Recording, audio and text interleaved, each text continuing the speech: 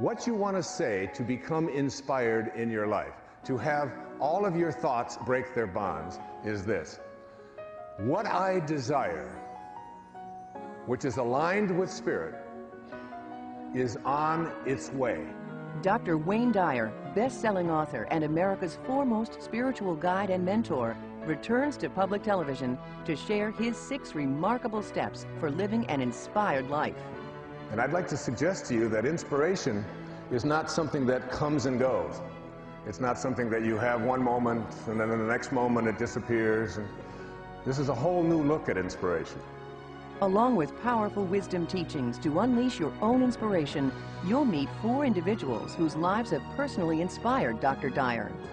So becoming inspired is really about changing your awareness of yourself.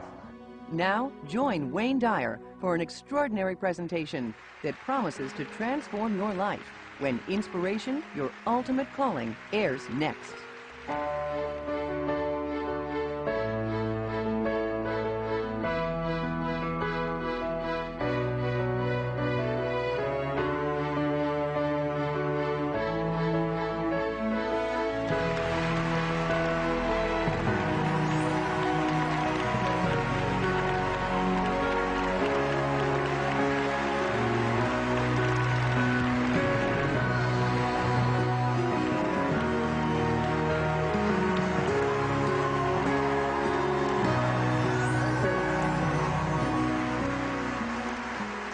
Thank you so much.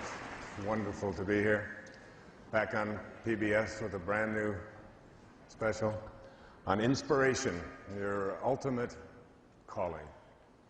There'll be a lot about inspiration here tonight, inspiring people, inspiring events, how to live an inspired life, how to attract spirit back into your life.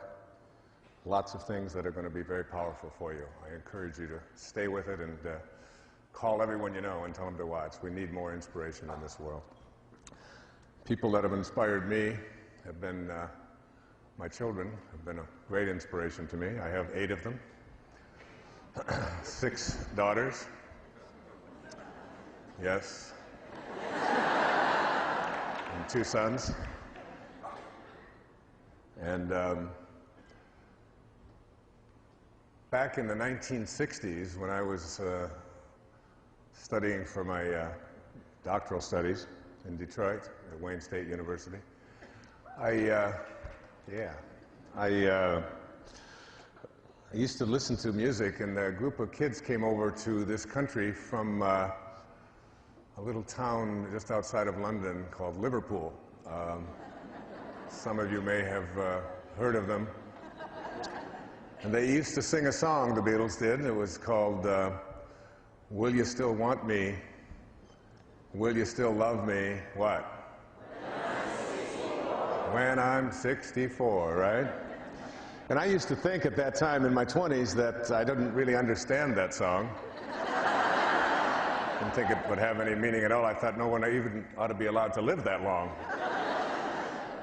So it just didn't resonate to me. But then, lo and behold, it happened to me.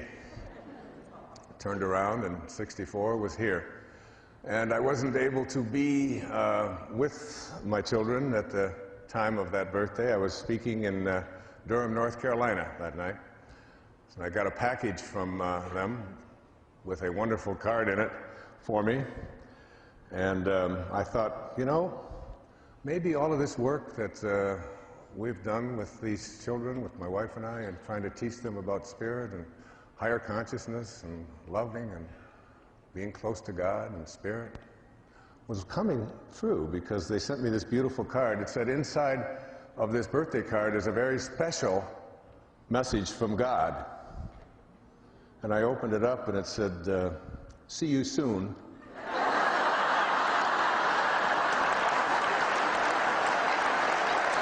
Happy birthday. So, there it is. And my children have been a great source of inspiration to me. They have given me some of the best material I could ever have.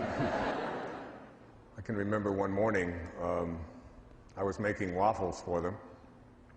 And I heard my daughters talking to each other, and they were doing very slow, and I had what I thought was really important things to do, and I encouraged her and all of them to, speed it up a little bit. Let's go. We've all got to get in the car. We've got deadlines. We've got to get to school. I've got to get to work.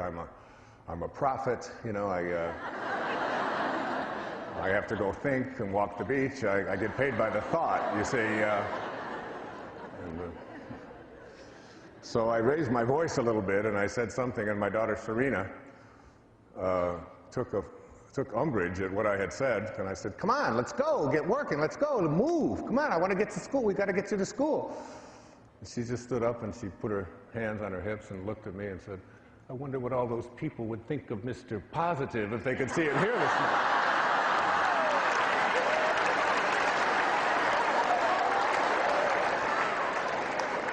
She turned around and looked at her sister, Summer, and said, "Would you buy a book from someone who yells at his 10-year-old child?" I write those down when they... So anyway, my children have always been great inspiration for me, and great teachers, and keep me very close to the ground and very humble. I want to begin this program on inspiration with a story about attitude and belief, because basically the idea of living an inspired life is one in which our attitudes become one of being in harmony with our source, with spirit. Not too long ago, I was honored by Yeshiva University, the Einstein School of Medicine, with a wonderful tribute. It was called the Einstein Award, that is given to people whose work exemplifies some of the sort of philosophical views, rather than just necessarily the scientific views of Albert Einstein. And I was invited there, and I gave a lecture to the staff and did rounds and spent a day there at this wonderful School of Medicine in a psychiatric hospital in New York. But I felt that when I got there that maybe it would be important for me to explain to them about Einstein's theory of relativity, which I'm sure many of you watching don't really completely understand. But everything is really relative. I mean, there was a great Chinese philosopher who once said, his name was Lao Tzu, he said, "I went to sleep and I dreamt that I was a butterfly. And then I awoke. And now I don't know. Am I a man who was dreaming that he was a butterfly? Or am I a butterfly dreaming that I'm a man? It could be either way." And Einstein said, "It's all relative. It's all relative." And I thought about that, and I thought perhaps I could help these doctors and everyone to understand, since they were working at a place named after Dr. Einstein, I could explain to them about how to apply this theory. And I have a theory about relativity that goes like this: all things being relative, in a bowl of soup, this is a lot of hair. What do you think? Really? You understand? If you were in a restaurant and you ordered a bowl of soup and you got this much hair in it, you would call the waiter over and you would say, "Excuse me, what? That's a lot of hair." That's the way I look at it, all right? It's all relative, and it's all how you believe and what you believe. As we move into this idea of inspiration, I'd like to suggest to you that you have a mind that is open to everything and attached to nothing. It's not a program that's based on any religion or any particular view of spirit or God or soul.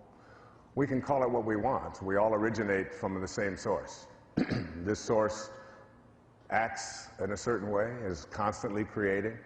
And whether you're a believer in one particular religious persuasion or another, all of us have to agree, even quantum physics teaches us, that we all originate in this divine place of an organizing intelligence. And Dyer Whats, a great teacher, a man I admired enormously, once said that you can't get wet from the word water. The word itself, whether you call it water or vasa or aqua or Edna, it doesn't make any difference what you call it. It's the substance of what it is and not what we call something that I want you to pay attention to as we talk about spirit. And I'll use these terms interchangeably. Spirit, divine mind, organizing intelligence, God. All of these terms are terms that refer to the place from which we all came. And this idea of inspiration, if you look at the word inspiration, it breaks down to two words. In spirit. In spirit. And when we look at what it means to live an inspired life, it's nothing more, in my estimation, it's nothing more than finding a way for you to be in harmony with the spiritual essence from which you originated. Not just in your actions, not just in your feelings, and not just in your behaviors of attending church or being nice once in a while, in every single thought that you have. And I'd like to suggest to you that inspiration is not something that comes and goes. It's not something that you have one moment and then in the next moment it disappears. And this is a whole new look at inspiration. To me, inspiration is living in spirit at all times and catching ourselves when we find ourselves disconnected from the spirit from which all of us emanated. It's really thinking like God. It's being more in touch with that place of origination. It doesn't come and go.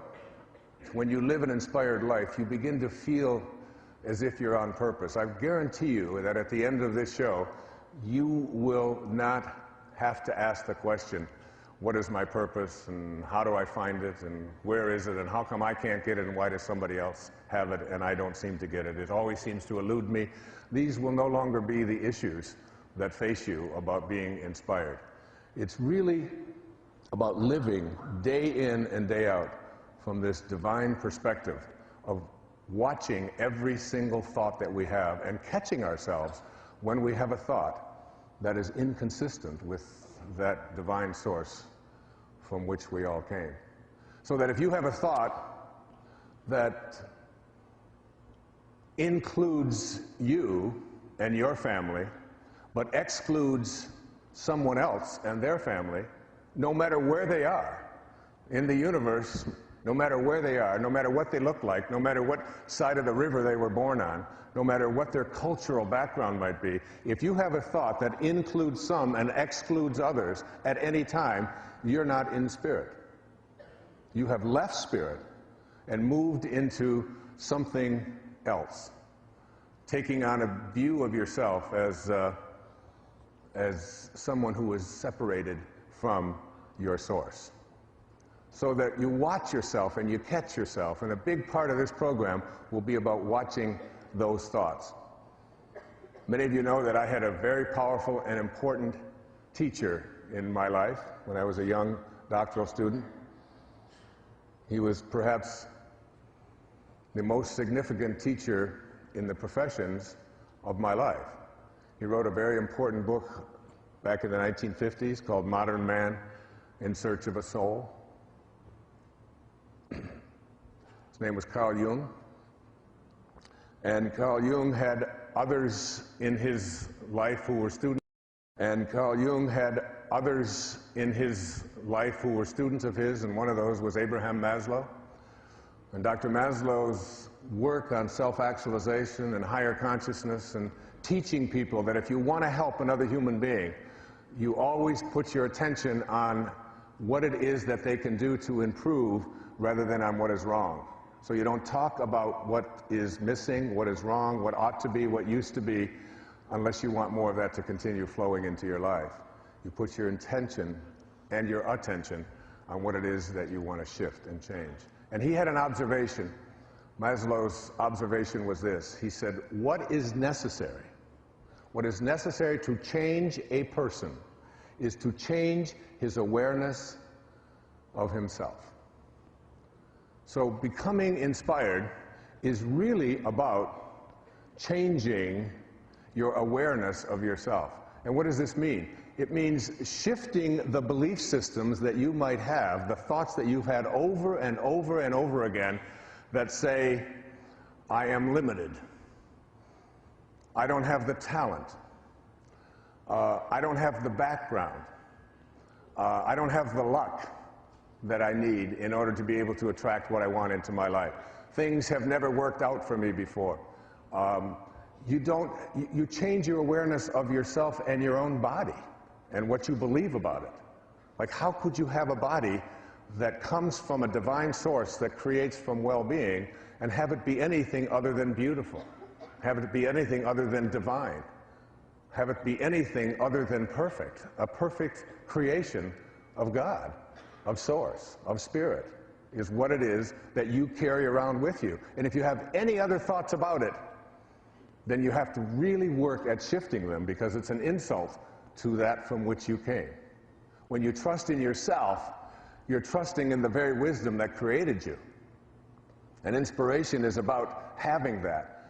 It is about recognizing yourself as a genius, recognizing yourself as a person of unlimited talent and the capacity to be able to do anything. And you'll be hearing a little bit later in this program stories about people who have taken exactly that attitude and said, there is absolutely nothing that I can't create if I can conceive of it in my mind and know that if I don't have the talent, that whatever talent is necessary, I can manifest it and have it show up and attract it into my life. Whatever financing is necessary, I have the ability to be able to connect myself to that. It's a knowing, it's a powerful knowing. I've been introduced a lot of times as the father of motivation. I don't know. First of all, I'm already the father of enough, all right? 8 is enough, all right? So I don't need another one named motivation to be the father of. And I'm also pretty aware that it's difficult to motivate anyone. I don't know that you really can motivate another human being. In the process of being a parent and then being a teacher, a school teacher at one time, a college professor, a lecturer all around the world, teaching on larger stages and smaller stages, and working with my own family and so on, I really kind of think that we come into this world and we have an agenda that we need to fulfill, and that the best intentions of somebody else wanting them for you isn't enough to motivate them. It has to come from within. And I think you can provide some guidance, and you can provide some motivation, perhaps in the way of encouragement and being a model of what it is that you'd like people to do. But two people can be raised in the very same family and have the identical experiences, and one of them can go one way and one goes completely another way. I know it's true in my own family as well. So that if motivation is getting a hold of an idea and taking this idea to its logical conclusion and not letting anything interfere with that, that's motivation. And we say a motivated person doesn't allow obstacles to show up in their life and doesn't allow for anyone to interfere with them, and is really highly directed towards a particular goal. So motivation is getting a hold of an idea and carrying it out. And we want to think of ourselves as motivated, and I think it comes from within. If that's what motivation is, inspiration is the exact opposite.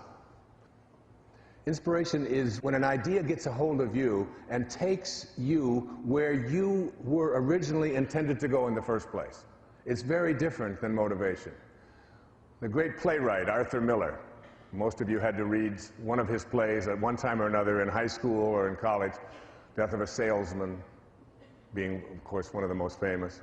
The Crucible, and so on. Arthur Miller was passed away recently, but he was 88 years old, and he had another play on Broadway at the age of 88. And he was asked the question in an interview in the New York Times, are you working on another play? And his answer really intrigued me. He said, I don't know, but I probably am. Now, I think that that's really a very astute observation. When people ask me if I'm working on another book, I often say the same thing. I probably am. That there's something bigger. There's something that is greater in our lives. And when we connect to it, we allow it to take us where we were intended to go when we signed up for this whole visit in the first place, called our incarnation into being a human form for this little parentheses in eternity. Just a little parentheses in eternity. I have one of my very favorite observations of this subject about inspiration from a story written about a man named Wolfgang Amadeus, Mozart, of course. It's from an essay, Where Madness is Psyche's Only Nurse, it's called. It seems a would-be composer came to Mozart seeking his advice. How do I write symphonies, he asked. Mozart replied, well, you're young yet. I think you should begin by composing minuets. The young man was greatly annoyed and exclaimed, but you were writing symphonies when you were only 9 years old. Yes, Mozart responded, but I didn't ask anyone how to do it. Now, the writer of this essay goes on to say that the most agonizing thing about this little Mozart story is that Mozart was not speaking from inflation, but from simple, truthful modesty. The reason Mozart didn't have to ask anyone how to write symphonies is that symphonies presented themselves to him, invented, enlarged, produced all at once in what he described as lively dreams. Dreams that were so forceful that Mozart had to stop doing what he was doing, otherwise, and write out what he heard, almost as if something beyond Mozart's consciousness desired these symphonies to be written. Now, that is very, very powerful teaching, that these great symphonies that Mozart wrote presented themselves to him, and he couldn't stop it. Do you know, you don't have to be a Mozart to be in spirit. You can find your calling by just being willing to listen, by just being willing to be someone who knows that it may not be in the writing of a symphony that you're called to. It could be anything. It could be the adoption of a child. It could be the creation of something that you've known you wanted to write for your whole life. It could be opening up a business. It could be raising horses out in Montana. It could be anything that you are called to do. So that the awareness that I'm asking you to look at is that there is something that is calling you.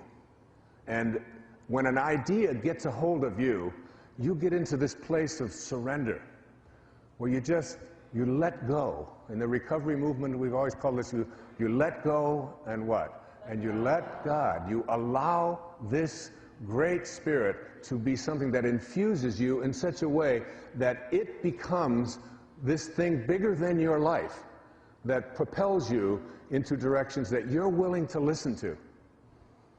But you gotta change your awareness of yourself, as Maslow said. And one of the ways that you change your awareness of yourself is to understand a very simple premise. Think of an apple pie. Here's an apple pie, and this apple pie, you take this apple pie and you take a slice of this apple pie and you put it over here. And then You walk over to the slice and you say to the apple pie, the slice of apple pie, "What are you like? What are you like?" And the little slice of apple pie says, "I must be like what I came from." You wouldn't expect it to be pineapple. You wouldn't expect it to be cherry. You would expect it to be like what it came from, right? So why is it that we understand this, and yet we don't understand that we too must be like what we came from? We must be, we are pieces of God. We came from a divine source.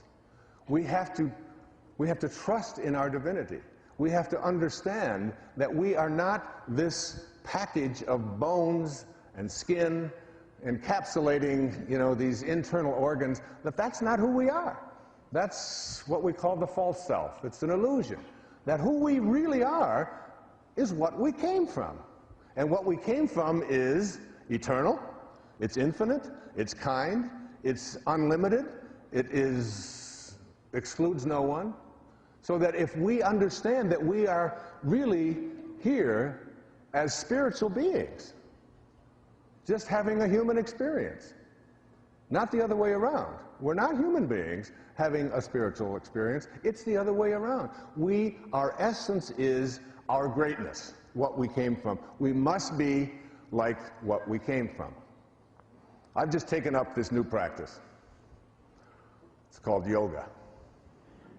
Now, I'm 65 years old, and I've decided that there are certain things that I was told that I couldn't do at earlier stages of my life that I've decided I'm taking on. I don't care what my age is or what anybody else has told. What Mrs. McConnell told me in the 6th grade at Marquette Elementary School in Detroit, that you don't have to come to art class. It's really not for you. You can go dribble basketballs maybe, but you don't want to come to art. This is because she saw some of my stick drawings that I was pretty proud of. And then there was Mr. Tubbs at Denby High School in Detroit, who, when I turned in my first drawing in drafting class, I didn't even know what drafting was. I just signed, they threw me in there because the school was so overcrowded. It was my elective. And I turned in my first drawing, and he asked me the question, "Do you have a little sister?" Like in the 3rd grade, because she perhaps is the one that did this way. That was my whole view of my artistic ability. I'm out there painting now. I'm doing painting. And I'm also doing yoga, all right?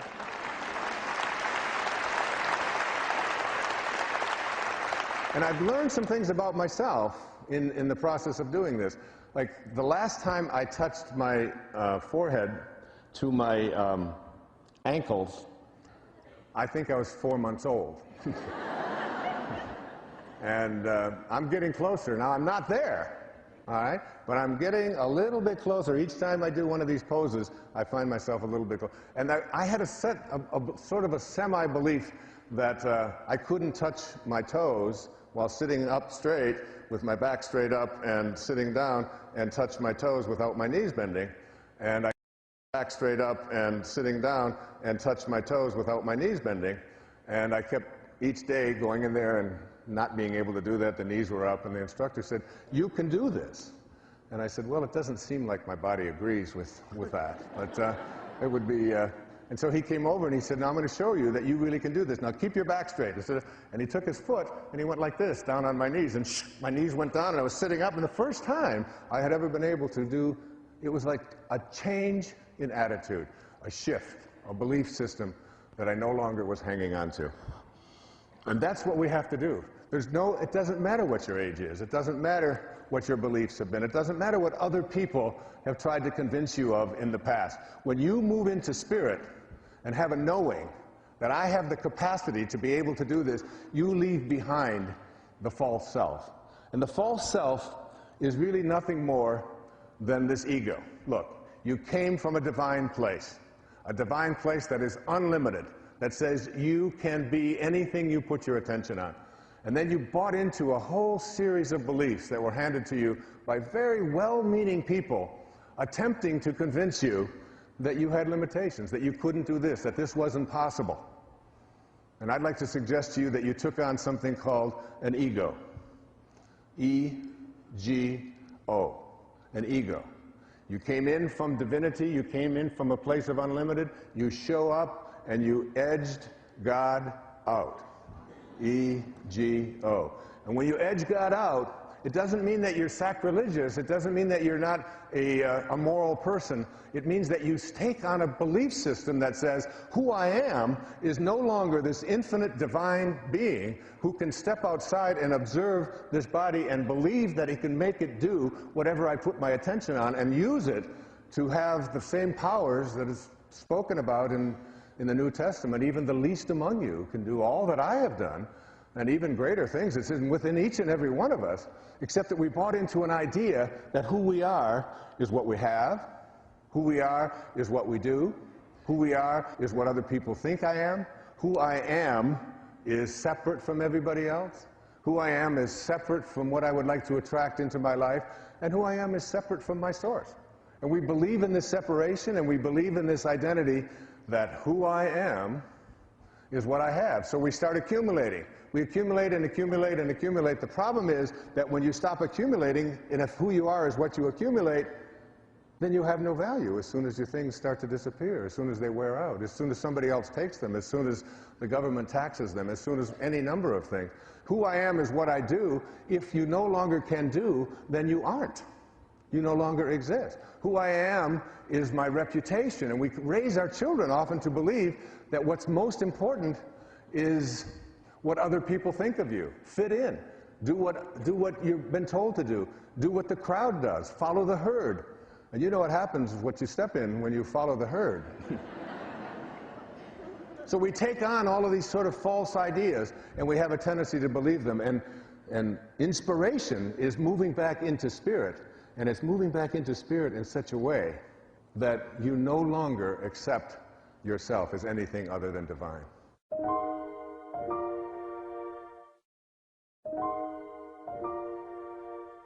A Persian poet from back in the ancient times in the 13th century, his name was Jalaluddin Rumi.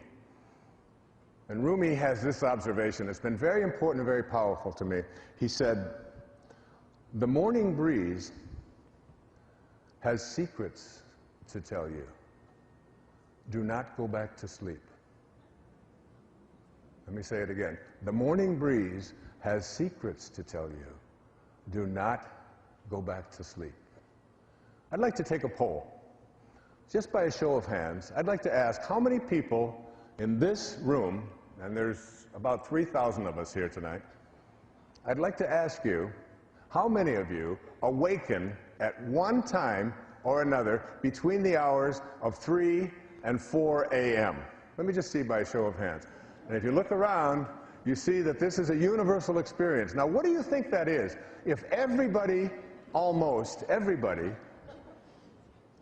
awakens at some time between 3 and 4. Now, for some of us, we just interpret that as, all right, this is my age.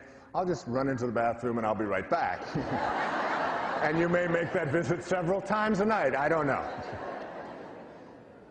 But there's more to that. And I'd like you to, now of all of those people who raised their hand at this idea that you awaken sometime between 3 and 4 a.m., how many of you awaken at exactly the same time? Exactly the same time, with a little digital clock next to you. What is your time? 3:18. What is your time? 2:20. What is yours? 4:50. So like there's and this happens repeatedly over and over again. My time is 3:13. I awaken at 3:13 night after night after night. I look over, I've got this little clock. It's not an alarm clock, it's just a little digital clock.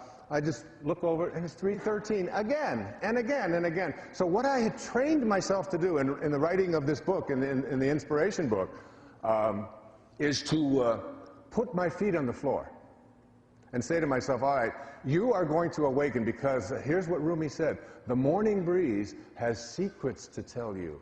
Do not go back to sleep. Do you realize that between 3 and 4 o'clock in the morning, in the middle of the night, this is the time when you're closest to your source? This is the time when it's the quietest.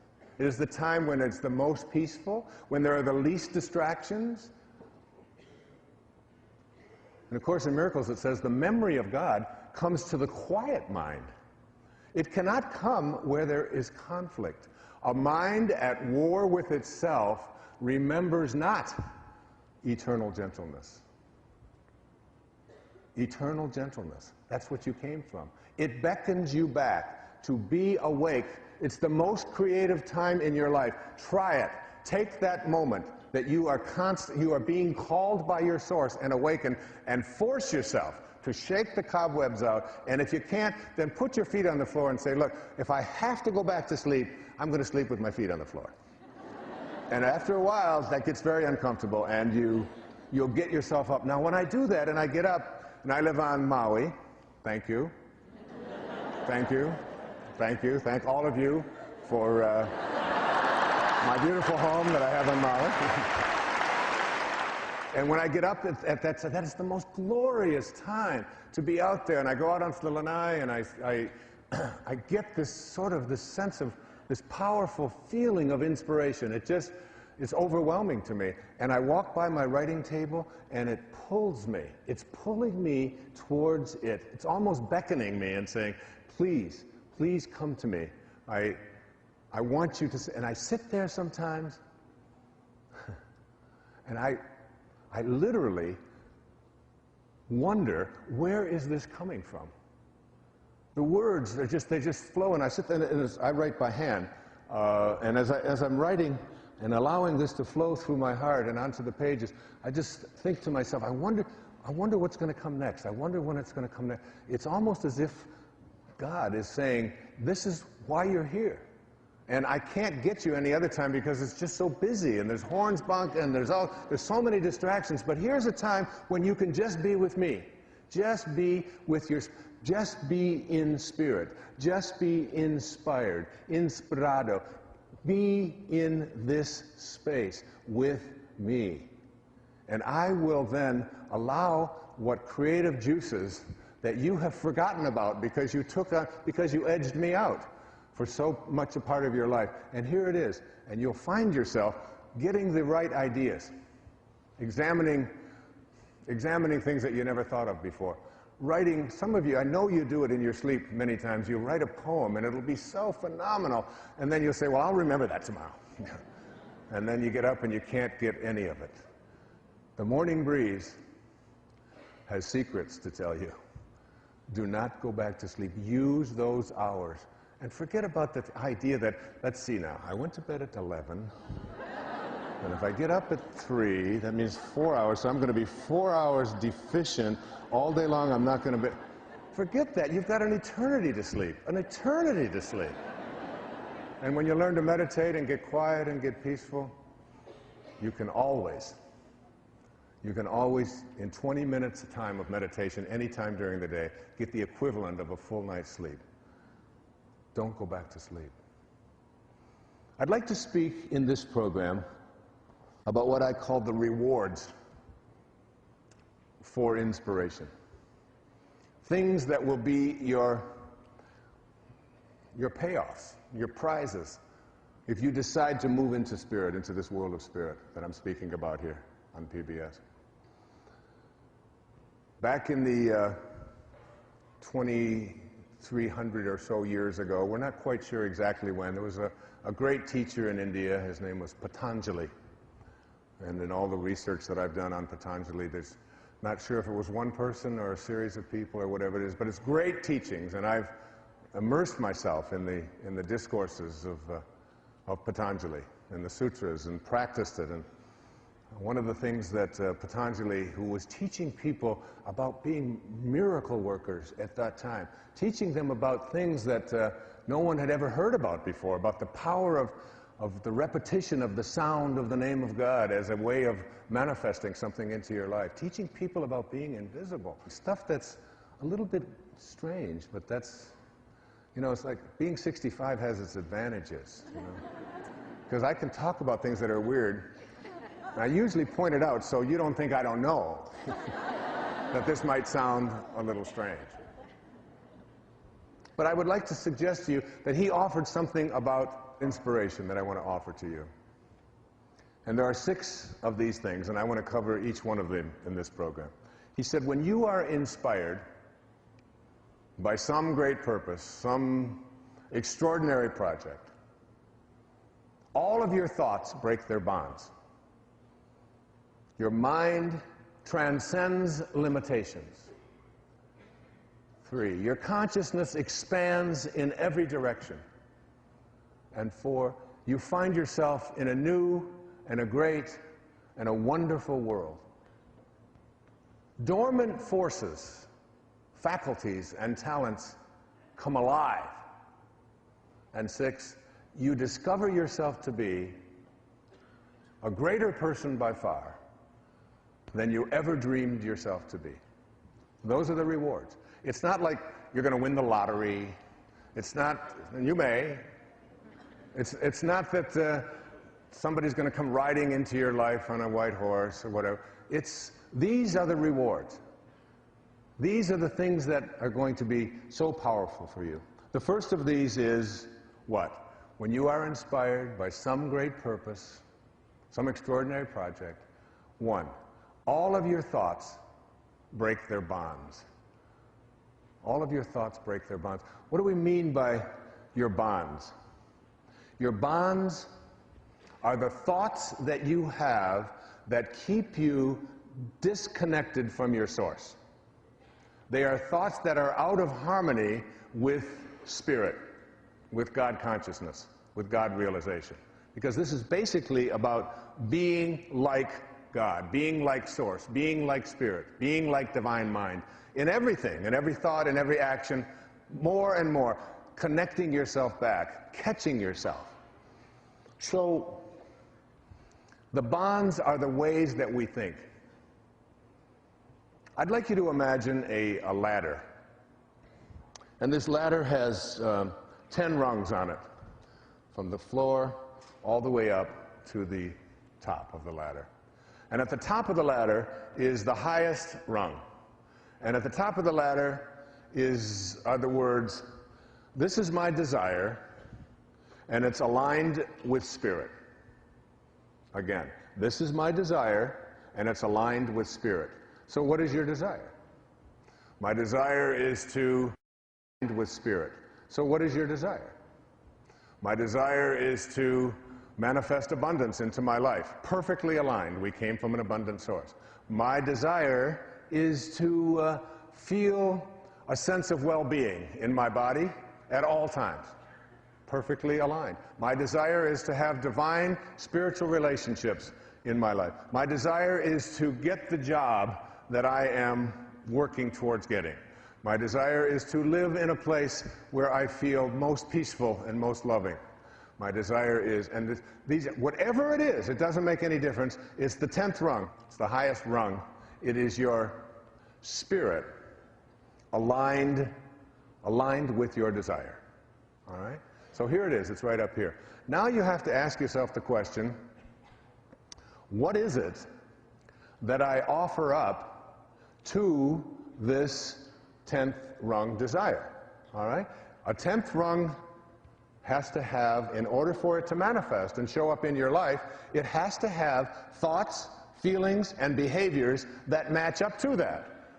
And if they don't match up, you get out of harmony. See, thoughts are energy.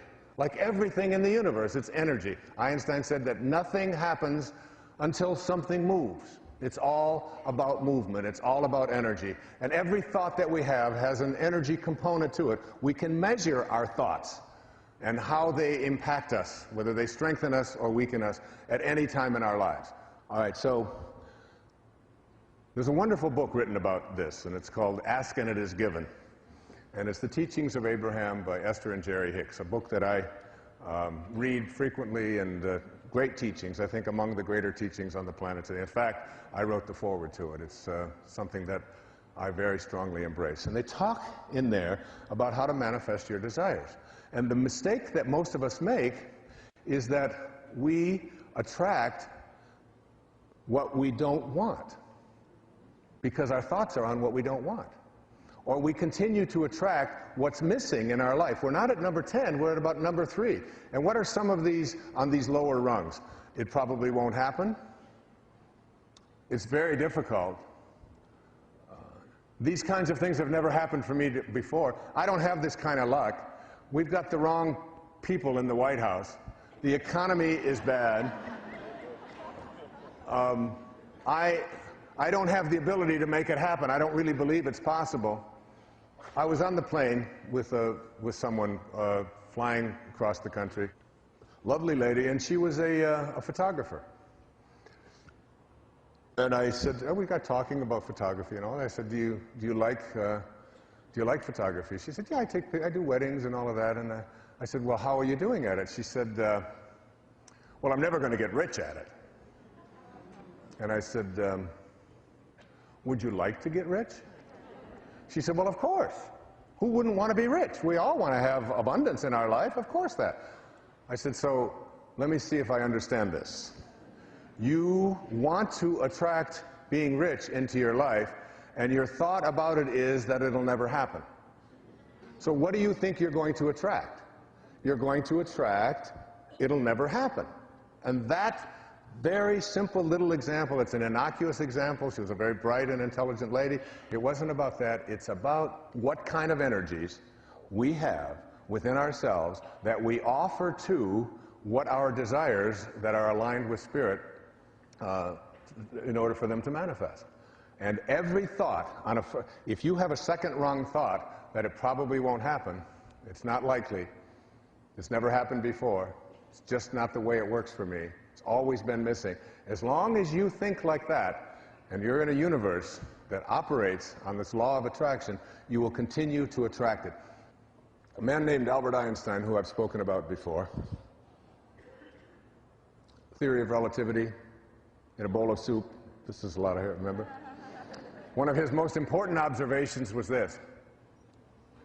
He said, every single person in the universe has to make the most important decision of their life, which is, do I live in a friendly universe or do I live in a hostile universe? That's it. Now, if you believe that you live in a friendly universe, then you will begin looking for a universe that cooperates with you in order to manifest what it is that you want to bring into your life. You'll be looking for evidence that what it is that you are seeking is coming towards you. If you believe you live in an unfriendly, hostile universe, you will take a different position. You will believe that these kinds of things are not going to be attracted to me, and you'll start with this whole notion that you'll become one of those people who are always looking for occasions to be offended. And there's no shortage of occasions to be offended, and there's no shortage of these people. I mean, all you got to do is look at somebody who's tall, somebody who's short, somebody who speaks with an accent, somebody who wears their hair in a certain way, somebody who has jewelry that you don't, whatever it might be. If you're looking for occasions to be offended, you'll be finding all over the place. If you're a person who believes that you don't live in that kind of a universe, you'll start this, and this is the key. What you want to say to become inspired in your life, to have all of your thoughts break their bonds, is this. What I desire, which is aligned with Spirit, is on its way. It's on its way. If you believe that it's on its way, then you will start looking for occasions for it to show up, rather than occasions for it not to show up. And then you will start acting on every tiny little clue that shows up in your life. Even obstacles become just something like, oh, this is just another test, you know. I can pass this test. It's not going to be difficult. I'll get past it. And you can not bog yourself down in all the reasons why something won't work. Instead, you make the shift. It's on its way. I desire it. There's nothing for me to fuss about. There's nothing for me to worry about. I will not be in a state of anything other than anticipating that what I intend to create is on its way. One of the people in my life that demonstrates this quality over and over again is my, my beautiful daughter, Sky, one of my beautiful daughters. And I asked her to write the theme for this program. I called her one morning. I think it was about 3:13. I was on Maui and she was in Florida. And I said, honey, You Inspire Me is the title.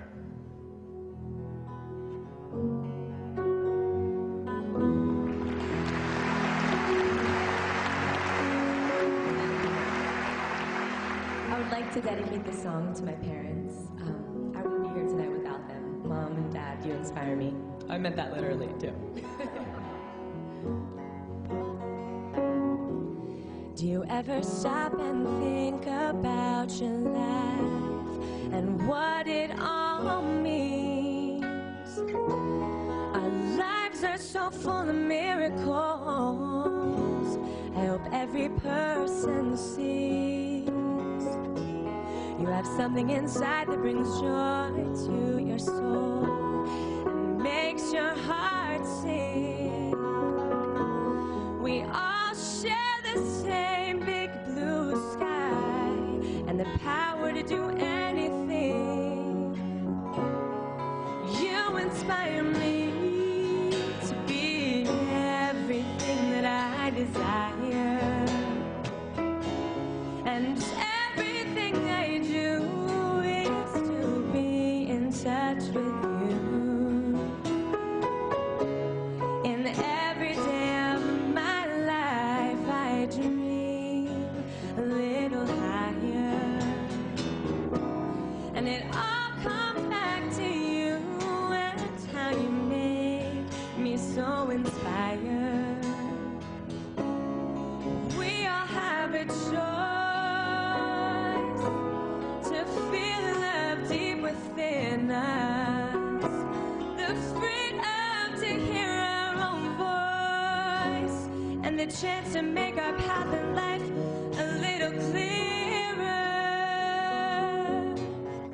Oh, you inspire me to be everything that I desire, and everything I do is to be in touch with you. In every day of my life I dream a little higher, and it all comes back to you and how you make me so inspired. Do you ever stop and think about your life?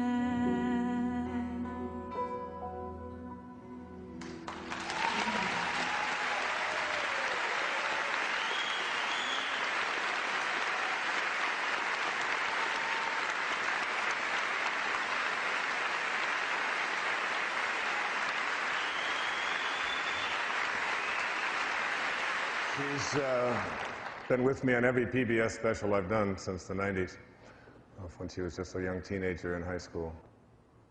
I was walking through an airport in Cleveland one day, and I was with Sky and her sister Serena. And a woman came up to me and she recognized me and she recognized Sky. She looked at Sky and Serena, and then she looked at me. Then she looked back at them and said, you know, your mother must be very beautiful.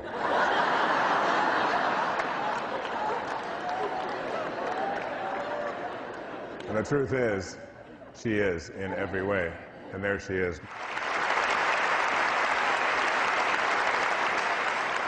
Nikos Kazantzakis, who wrote Zorba the Greek, and who wrote The Last Temptation of Christ, and who wrote, I think, the definitive novel, biography of St. Francis of Assisi, said that when you passionately believe in that which doesn't exist, you create it. And that which we call non-existent has not been sufficiently desired. By passionately believing in what doesn't exist, you create it. Because you know that it's on its way, and there's nothing and no one that can dissuade you.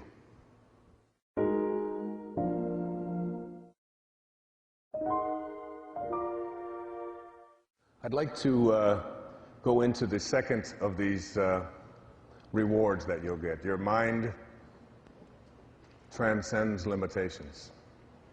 Now that's a little bit different than all of your thoughts breaking their bonds. Your bonds are thoughts. Your mind transcending limitations means that you enter into the field of all possibilities. And in the field of all possibilities, that leaves nothing out.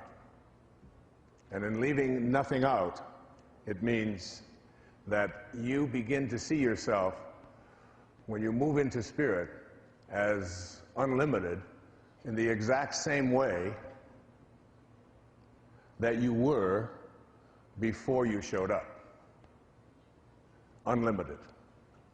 So you want to know what this spirit looks like? You want a picture of this spirit? Take a look. Take a look.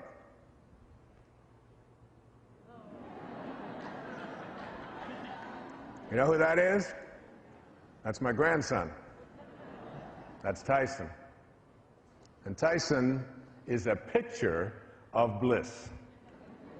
You can't get any happier than that. Now, I know I shouldn't tell this on Sky, but I said that.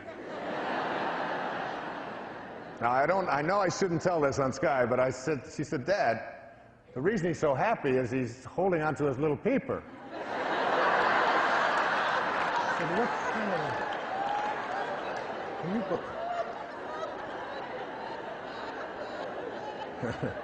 Well, anyway,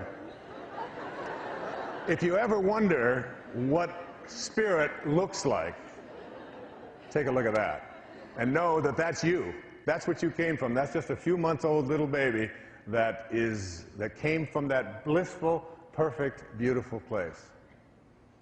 Your mind transcends limitations. What does it mean? In a little village south of Ottawa, in Canada, there was a young boy who went to school one day, and his teacher began talking about children in Africa who didn't have drinking water. Now, he was 6 years old, and they said in the classroom that if you raised $70, that's all it would take is $70, and we could create a well in a village in Africa for $70 so that they didn't have to drink dirty water. And something happened to the spirit of this young man, 6 years old, first grade in school, and he decided, he went home to his mom, Susan, and his dad, and said, I want to build a well in Africa. And they just thought, well, he's 6 years old, he's a cute little boy, right, you're going to build a well. Well, he said, no, I really mean it, and it stuck with him. It was so powerful. It was powerful because there's nothing more powerful than an idea whose time has come. When an idea's time has come and it resonates within you, and you stay connected to it, it can't be stopped. And the little boy he said, can I do extra chores and raise money? And he did. He did vacuuming, he worked around the house, he raked the leaves, he did whatever it is that he could, and he got a little extra money here and a little extra money there. And finally, after some time, he was able to put together $70. And he went to the school, and they went down to the place that had given this information, and they found out that it took a lot more than $70. It was misinformation, that it really cost $2,000. And he said, then I'll do more chores. Because he knew that this is a world that is friendly. not a world in which you give up when you have a simple little obstacle like that. And he began to do more, making lemonade, whatever it was that he had to do. And he worked, and he worked, and he got his friends to work, and he got the neighborhood to work, and he got his parents involved in it. And he raised $2,000. His name is Ryan Hurljack. Well, that's just the beginning of the story, because as it turned out, he sent the money to this place in Uganda, this little village, and they built a well. And they invited Ryan and his mother to come to Africa and speak to the children of this village. As a young boy, he was now, I think, 7 or 8 or 9, I'm not sure of the exact details. And he went over there, and he began to give talks. And the people welcomed him there. And they were so grateful for this boy who had such a vision that he would bring drinking water to people who had dirty water that they had to drink. And he was so touched by it that they named the well after him, and they named a day after him, Ryan's Day. And they created a documentary about this little boy. It's called Ryan's Well. Well, today, that little boy has raised over $1 million for water to be brought to the villages of countries in Africa where they didn't have it before. $1 million. He lectures all over the country, the United States and Canada. He's in great demand. And when he got there, he had a little boy that was so connected to him that they were pen pals. His name was Jimmy. And it turns out Jimmy was an orphan. And Jimmy got himself into some difficulty after Ryan left and went back to Canada. And Jimmy was captured by rebels and was going to be either killed or trained to be a killer. And he had a friend who contacted the Hurljacks back in Ottawa, and Jimmy was brought back through all kinds of wonderful channels that were worked together. And he became his brother, and they adopted this wonderful boy as their son. And that young man, when I saw the movie Ryan's Well on the Spiritual Cinema, I said, I want him in my audience because he inspires me. And I sent it home because I was working on the book, and I told Marcy, I said, I want every one of my children to watch that and know there's nothing that can stop someone who believes that they can create something if that idea is within them. And there he is right there, my friend, Ryan Hurljack, and his mom, Susan, and Jimmy. Stand up. Let the world see you. Susan? Jimmy.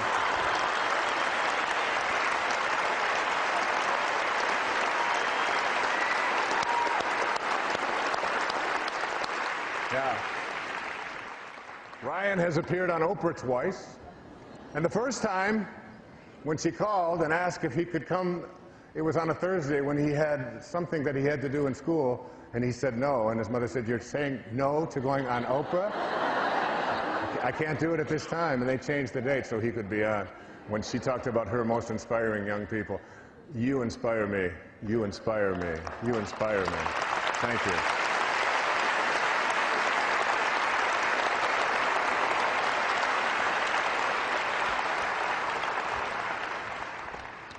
On the 6th of April, 1994, the president of Rwanda was in an airplane. He was a Hutu, and his plane went down. On the 7th of April, a genocide began in the country of Rwanda, a country about the size of the state of Maryland, with approximately 10 million people. 9 million of them Hutus, 1 million Tutsis. A killing spree began that all of the young men of the country over the age of 14, and all of the males and all of the Hutus were issued machetes. The country shut down. An entire country shut down. All the schools closed, all the banks closed, all the grocery stores closed, all commerce ceased, and the business of killing was underway. People were being killed by the thousands in the streets and in the villages of this country, throughout the country. And those of you who saw Hotel Rwanda have just seen a little tiny sliver of it. In the end, by July, after 91 days, 1 million people, 1 million people, Tutsis, were slaughtered in this racial cleansing activity that took place. And in the midst of this horror, a young woman named Immaculée Ilibagiza was a student in a college about 200 miles from her village. Her father talked with her on the phone and persuaded her to come home. She didn't really want to go because it was Easter vacation and it's a long ride, and it was through buses and so on. It takes a long time through country roads. And the father said, "You must come home. It's Easter. You must come home and see your mother and your father." And she said, "I don't know. I'm not sure." But she did. She did what her father asked her to do, and she went home. And that was on the 6th or so of April. And when she got there, she's a Tutsi woman, they had to go into hiding because the killing began almost immediately, especially in this area of Rwanda where she lived.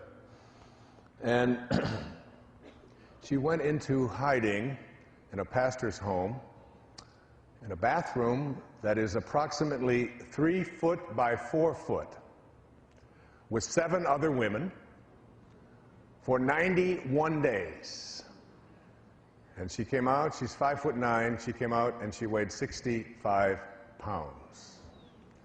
And she survived through something that is so miraculous. She has written her story in a book called Left to Tell, How I Discovered God in the Midst of the Rwandan Genocide. It was such an astonishing experience that she would survive through the force of her total belief and connection to God. It was almost as if she had to become that from which she originated. She had to learn not only what God was like in her thoughts, and when you read her book, you'll be just overwhelmed. It's a page-turning book. But she had to almost learn how to be in a state of forgiveness to people who were hunting her. She lived in a house that was a 2-bedroom bungalow by standards in America, and it was searched by between 300 and 400 Hutus with machetes 5 inches away from where she and 7 other women were hiding, just looking for scraps of food in order to survive, being brought to her by the pastor. And in the home that she lived, the pastor didn't even tell his own children, because if he would, they would have been killed, because no Tutsis were spared. None. I'm going to read the introduction. And I met this woman. She came to a talk I gave, and I was so deeply inspired by her transcendent connection to source energy that she was able to transcend the laws of the material world. She was literally able to face down, after weighing 65 pounds and 91 days wearing the same clothes without having a bath or washing, stare down someone with God consciousness and have them drop a machete, and it was unheard of. I believe that she's a saint who walks among us. I heard the killers call my name. They were on the other side of the wall. Less than an inch of plaster and wood separated us. Their voices were cold, hard, and determined. "She's here. We know she's here somewhere. Find her. Find Immaculée," they were saying. There were many voices and many killers. I could see them in my mind. My former friends and neighbors who had always greeted me with love and kindness now moved through the house calling my name while carrying spears and machetes. I've killed 399 cockroaches, said one of the killers. Immaculate will make 400. It's a good number to kill. I cowered in the corner of our tiny secret bathroom without moving a muscle. Like the 7 other women hiding for their lives with me, I held my breath so the killers wouldn't hear me breathing. Their voices clawed at my flesh. I felt like I was lying on a bed of burning coals, like I'd been set on fire. A sweeping wind of pain engulfed my body. 1,000 invisible needles were ripping into me. I never dreamed fear could cause such agonizing physical pain. I tried to swallow, but my throat closed up. I had no saliva. My mouth was drier than sand. I closed my eyes and tried to make myself disappear, but their voices just grew louder. I knew they would have no mercy. My mind echoed with only one thought: if they catch me, they will kill me. If they catch me, they will kill me. They were just outside the door. At any second, they would find me. I wondered what it was going to feel like when the machete slashed through my skin and cut deep into my bones. I thought of my brother, like when the machete slashed through my skin and cut deep into my bones. I thought of my brothers and my dear parents, wondering if they were dead or alive, and if we would soon be together in heaven. I put my hands together, clasped my father's rosary, and began to pray. Please, God, please, please help me. Do not let me die like this. Not like this. Not like this. Don't let these killers find me. You tell us in the Bible that if we ask, we will receive. Well, God, I'm asking. Please make these killers go away. Please don't let me die in this bathroom. Please, God, please. The killers moved from the house, and we all began to breathe again. They were gone, but they would be back many times over the next 3 months. I believe God had spared my life, but I would learn over the next 91 days, as I hid trembling in fear with 7 women in a 3-foot by 4-foot bathroom, that being spared is much different than being saved. But I did learn it, and it was a lesson that has forever changed me. A lesson that in the midst of mass murder taught me how to love those who hated and hunted me, and how to forgive those who slaughtered my family. My name is Immaculate Ilibagiza, and this is the story of how I discovered God during one of history's bloodiest genocides. Ladies and gentlemen, please welcome Immaculate Ilibagiza to the stage.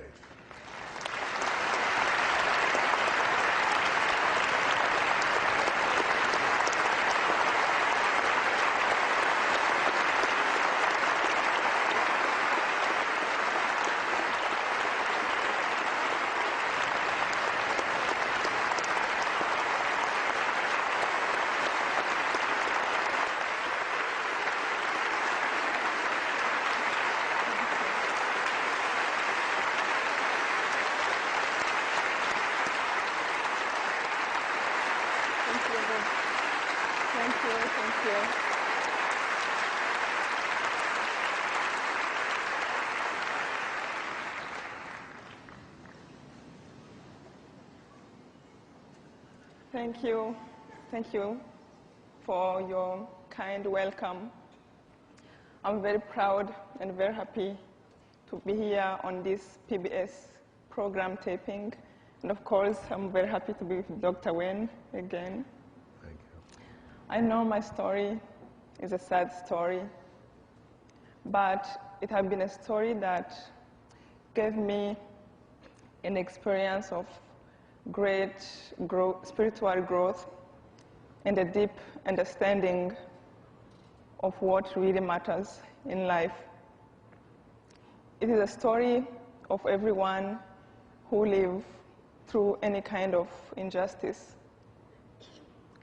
I believe that also it has given me a chance to love better and to be able to put myself in other people's skin, especially when they are hurt. I always tell Wayne that if maybe he was in my country before the genocide, teaching what he teaches today, maybe the genocide would not have taken place. And I hope everyone knows, and America knows, what a gift they have to have him.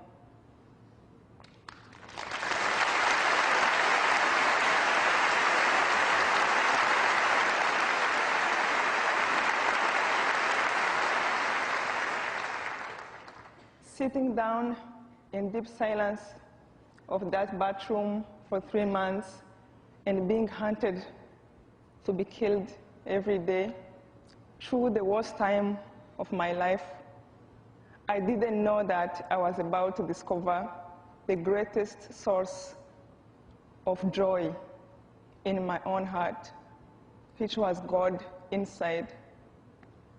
He is bigger than any pain. There are a few things I would like to share with you. I know that we can learn to forgive. Do not let your heart be disturbed because of any pain. I see sometimes people take a chance to hurt each other, for example, fighting over a job promotion. But one thing I have learned is that when you hurt another person, you hurt yourself in one way or another. The most important thing I learned in that bathroom is that you can't hate people if they are struggling with the truth. As the Bible said, they do not know what they do. After I got out of the bathroom, I learned that my mom, my dad, my 2 brothers, my schoolmates, my relatives, my neighbors, everyone was dead. Every material belongings I cherished, it was destroyed. I learned that to every pain, there is a great purpose. I have learned a lot during those 3 months, and I knew that those lessons can help me to face the pain that I was going to go through. And I chose only to look at that. And as Anne Frank said in her diary, I still believe deep down in my heart that people are good at heart. And do not let yourself give up mankind.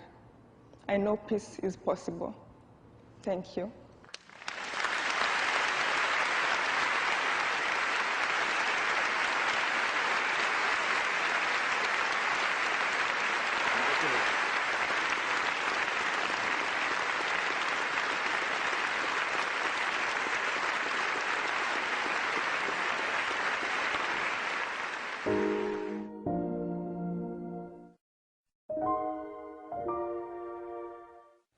The third of these rewards for reaching an inspired life is that your consciousness expands in every direction.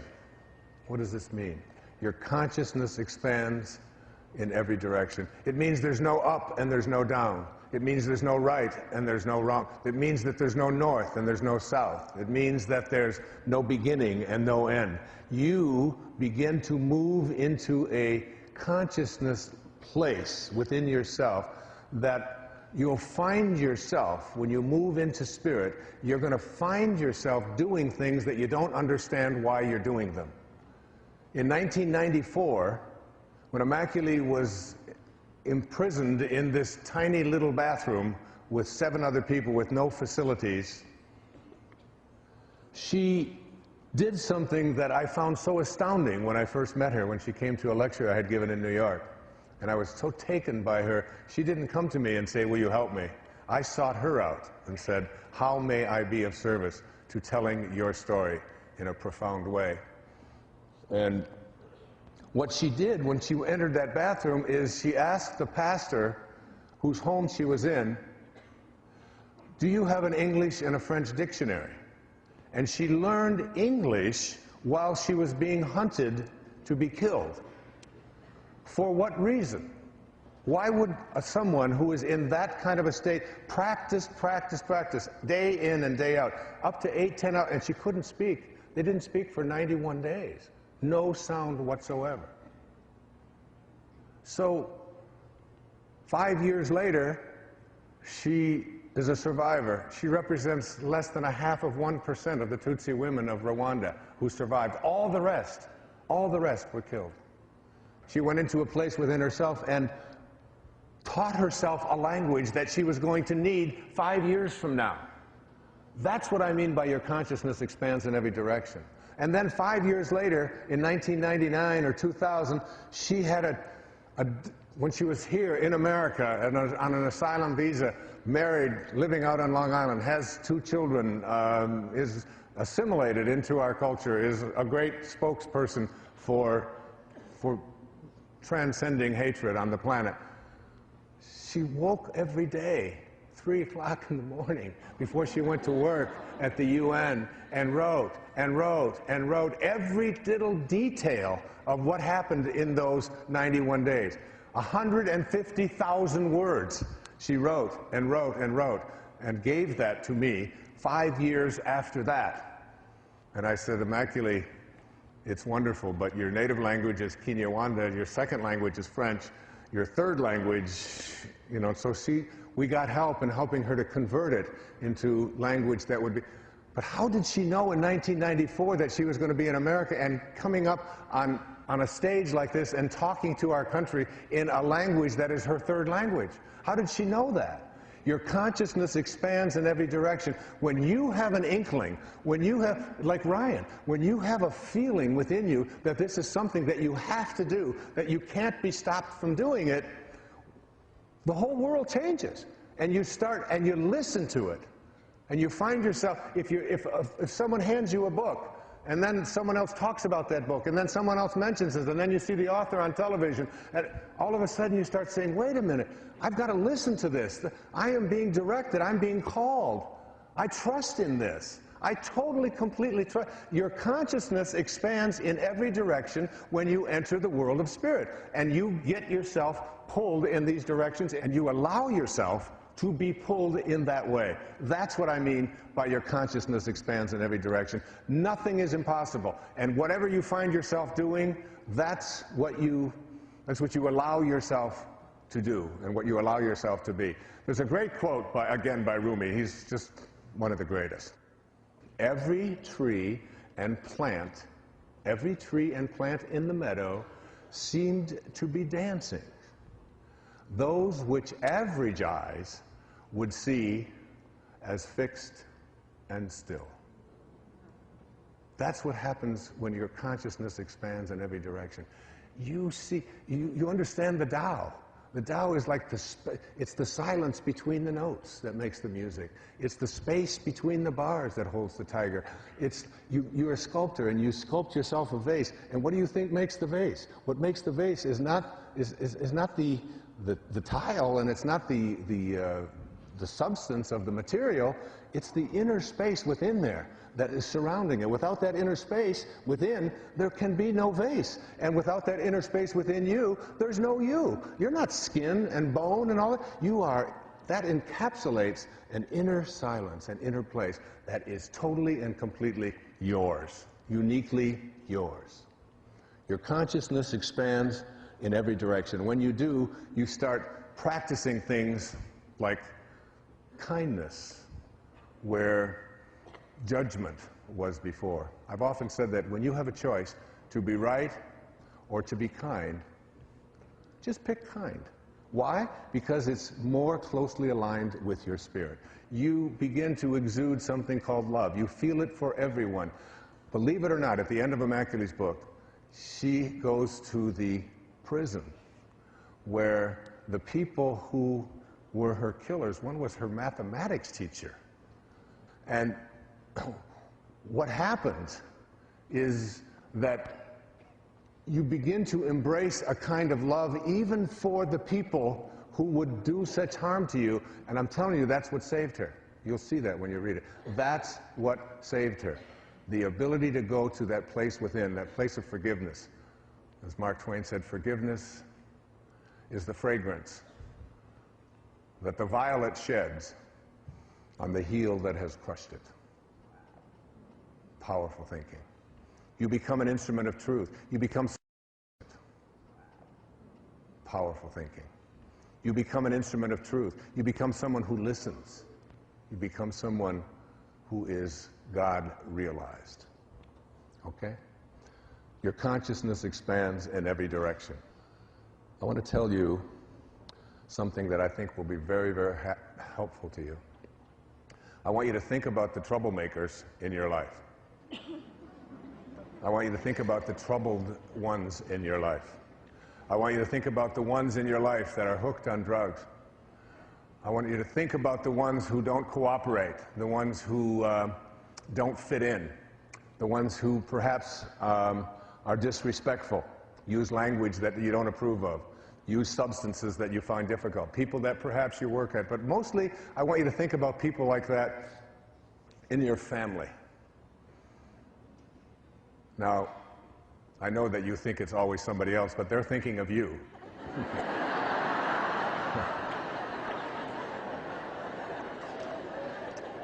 And I want to tell you about how consciousness expands in every direction when you take these people who are your greatest teachers, the people who have come into your life to teach you how to love them through what it is that they're struggling with, what it is that they are going through. It's just, there's a need there, a need to be loved, that it's very difficult to love certain people under certain circumstances in certain ways, particularly when they behave in ways that are so troublesome to you. And I want to take you back in my own family, and I've been given permission to do this. One of my children who got herself into that kind of a state as a teenager and struggled with her own self and her own addictions and her own fears. And the process over a longer period of time, I called together a family meeting. And I put everybody in the family together, and I had everybody in the family tell her how her behavior was affecting everyone else. And each person went through and talked about how difficult it was. I went through and talked about how I couldn't sleep, and it was, and her mom told her about how worried she was and how scared she was and how upset she was. And we went through this whole thing with this wonderful, beautiful child. And that night she went out and behaved in the same ways that she'd been behaving all along. Almost as if to say, I just don't need to hear how bad I am any longer. And I want to tell you something that I learned since then. I've talked to my daughter about this, and today she's this soul who devotes a big part of her life to helping people who were as troubled as she was at one time. Divinely beautiful, beautiful young lady. I want to tell you about a woman. Her name was Peace Pilgrim. Peace Pilgrim was a woman, an elderly woman who walked around the country, and all she did, dressed in white, was go into different communities, and she would just talk about peace. That's all she did. She talked peace wherever she went. And in the process of talking peace, she would, there would be no ads, and no one knew her name. She was just called Peace Pilgrim. I believe there's a website about Peace Pilgrim today. And I was in touch with Peace Pilgrim. And then it turns out she had read some of my books, and we had communicated. And then one day she was walking along the highway to another town, and she was killed by a car that didn't see her. It was an accident, and she died. But she left a journal behind. And in her journal, Peace Pilgrim, this woman who devoted her life to peace, talked about the Bamemba tribe in South Africa. And I want to share this with you because this could be one way of returning spirit to the place in your home where there's emptiness, where there's hurt, where there's pain, where there's fear, where there's anger, where there's worry. In the Bamemba tribe, Peace Pilgrim says, when a person acts irresponsibly or unjustly, he or she is placed in the center of the village, alone and unfettered. All the work ceases. The entire village gathers around the accused individual. Then each person of every age begins to talk out loud to the accused. One at a time, each person tells all of the good things the one in the center ever did in his or her lifetime. Every incident, every experience that can be recalled with any detail and accuracy is recounted. All positive attributes, good deeds, strengths, and acts of kindness are recited carefully and at length. No one is permitted to fabricate, to exaggerate, or to be facetious about the accomplishments or the positive aspects of the accused person. The tribal ceremony often lasts several days, not ceasing until everyone is drained of every positive comment that can be mustered. At the end, the tribal circle is broken, a joyous celebration takes place, and the person is symbolically welcomed back into the tribe. Necessity for such ceremonies is rare. Now, I'd like to think about that in terms of what I learned since the family meeting that I called a decade or so ago. If I were to do it over, I would place this beautiful child in the center of that circle, and I would have everyone talk about the wonderful things about her, about however, wherever we go, she just always thinks about the downtrodden. Dad, can we just take some donuts out to these workers, these migrant workers? They never get to have just some, can't we just go over there? Come on, Dad, let's just take them some donuts. Can't we just do something nice for this person? I would tell them about the time that she went over on Mother's Day and bought a little trinket for her mom and wrote a little poem next to it. That I would talk about how she made us laugh all the time when she was a baby, and with that little tongue of hers and the little words that she made up and that funny little way that she walked and her own sense of independence. And we would go on and on and on with this.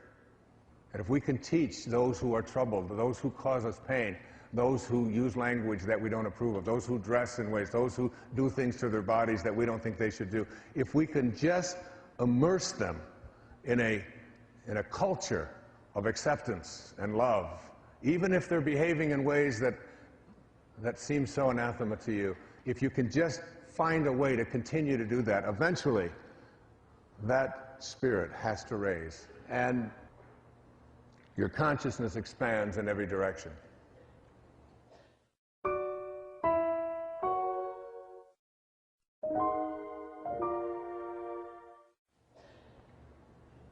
And 4,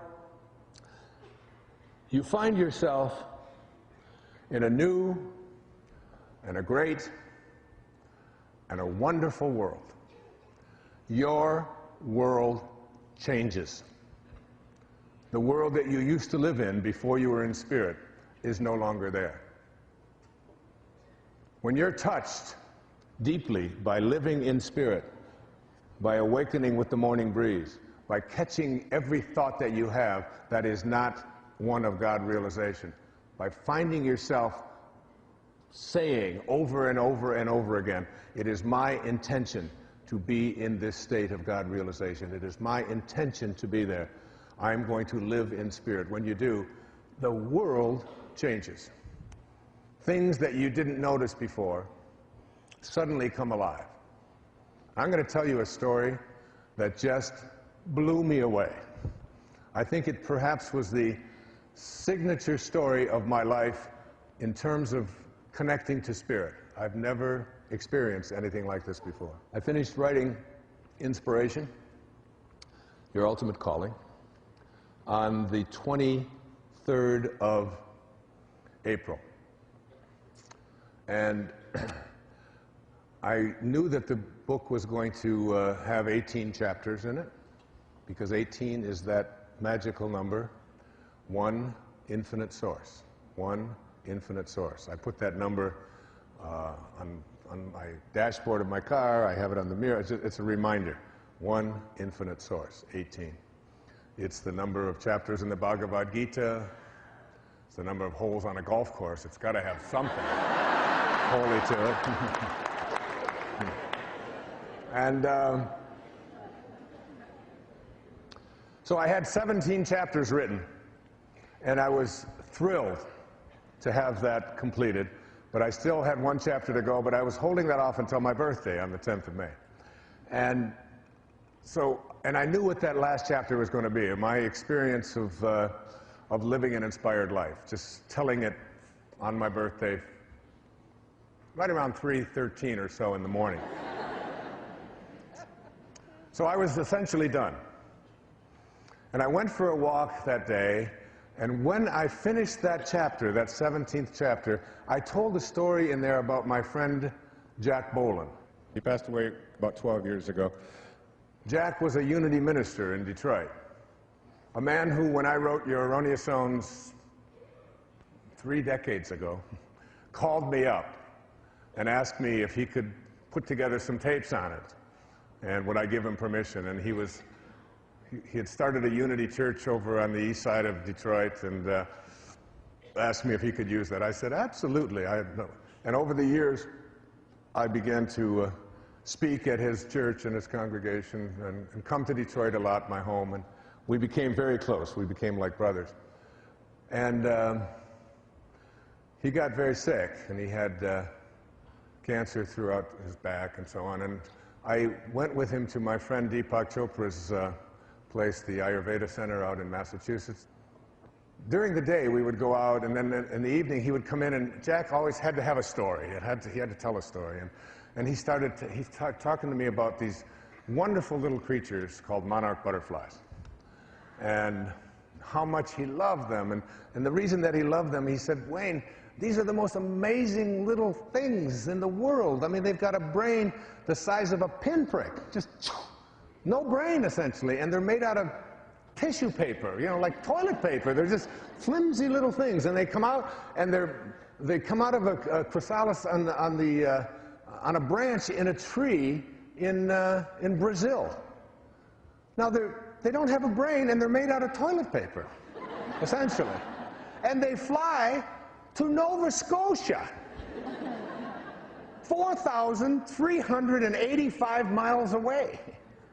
And they spend some time there doing whatever you do in Nova Scotia if you're a monarch butterfly. And then they turn around, these pinprick brain toilet paper insects, and they fly all the way back to Brazil. But not only do they go back to Brazil, they go back to the same tree. Not only do they go back to the same tree, they go back to the same branch. And they start the whole process all over again with another cocoon. I mean, it's like, I've got a brain that's supposed to be pretty good size. I leave my cell phone in the bedroom. I did this just the other day, and I walk out of the bedroom, I can't find my cell phone. I have to call the number on another phone, and I'm listening to this funny little sound and looking under pillows. I know it's over. I had to call twice because I didn't want to get charged for the first call. Well, anyway. And these things can find the same branch that they came out of a cocoon on. So anyway, he would tell me about the miracle of these things. All right.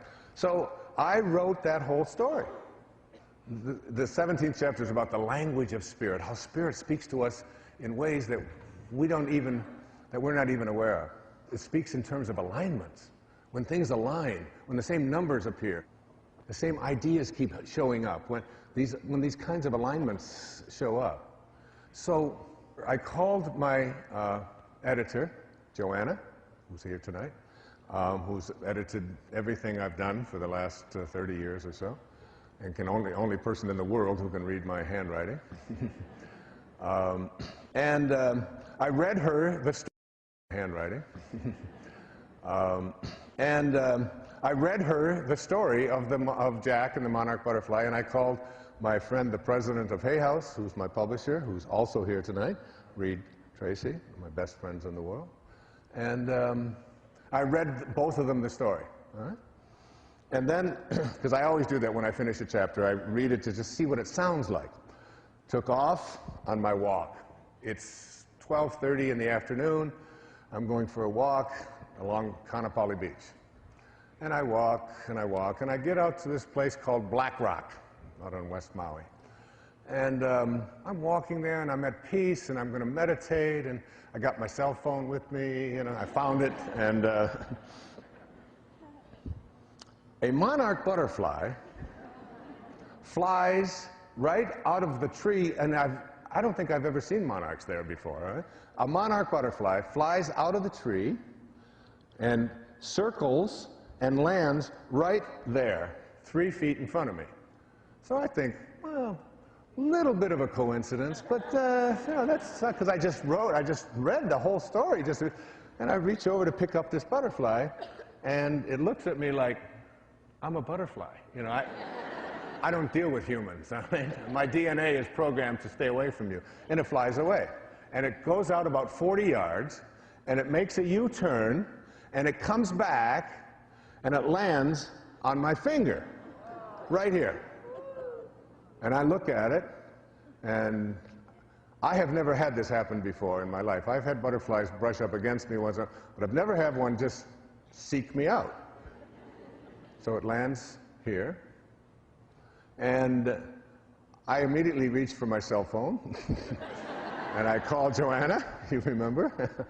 And I said, Joanna, there's a monarch butterfly on my finger. You know what I just read to you this morning, she said, as she always does. She's so sweet and peaceful. Meditate. I said, meditate? This is a monarch butterfly. I just wrote about him and Jack and all. She said, just go meditate on him. So I call another number. And I call Reed, the president of Hay House, my buddy, all right? And I said, Reed, I read to you this morning about a monarch butterfly. I've now got one on my finger. It flew to me. He said, get a picture. I said, what are you talking about? Get a picture. I've got my bathing suit on and a cell phone. I don't have a camera. He said, we've been thinking about what's going to be on the cover of the book. He said, this is perfect. Right away thinking about, you know, this is inspiration. This is like it's come to you for that reason. Get a picture. Get a picture. So I took Joanna's advice, and I meditated. Now, it's 1 o'clock in the afternoon when this happened, and I meditated for 30 minutes, and I called Joanna back, and I said, it's still with me. And I called Reed back. He said, get a picture. So, now this butterfly is doing, during the meditation, I don't know how to say this without sounding strange, but it's okay because every word of this is true. I swear to you, this butterfly was trying to talk to me. I don't know how close you've ever looked at a monarch butterfly, but it had tiny little, almost like teeth, but they're not really teeth. I know they don't have teeth. And I bring the butterfly up real close to my eye, and it's doing this.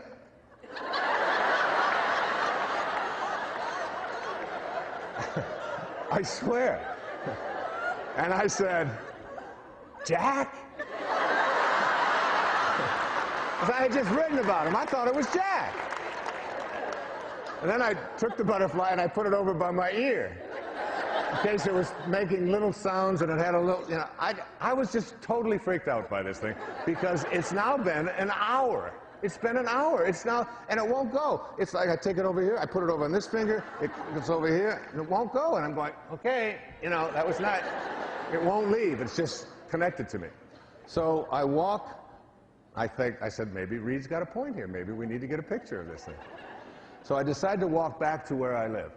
And I walk along now on Maui in the afternoon, the trade winds come in, and they really blow hard in the afternoon. And I'm walking, the ocean is over here, the trades are coming in, and the butterfly's wings, toilet paper, are all the way bent over, but it won't leave. All the way bent, as far as it can go, and then I come back and I get out of the wind and it goes, you know, it's like flashing and making sounds, and I hold it up.